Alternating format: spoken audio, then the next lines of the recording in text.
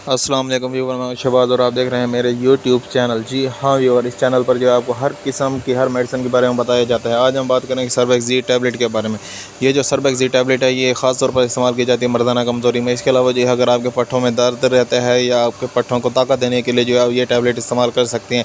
ये लेडीज़ और जेंट्स दोनों इस्तेमाल कर सकते हैं। और इसके अलावा व्यूवर मैं आपको बताऊँ, ये जो टैबलेट है ये कोई इतनी महंगी नहीं है। ये मल्टीविटामिन है और एक गोली की जो कीमत है वो सिर्फ 8 से 9 रुपये एक गोली की कीमत। और ये जो आपको हर मेडिकल स्टोर से आसानी से मिल जाएगी। जी हाँ व्यूवर, अगर आप हमारे चैनल पर न्यू हैं या पहली बार आए हैं ऐसी और मज़ीद इन्फॉर्मेटिव वीडियो देखने के लिए जो और हमारी हौसला अफजाई के लिए नीचे दिए गए लाल बटन जिसके ऊपर सब्सक्राइब लिखा हुआ है उसे दबाएं और साथ में बेल आइकन को प्रेस लाजमी दबाएं ताकि हमारी हर नई आने वाली वीडियो जो है सबसे पहले आप तक पहुंच सके।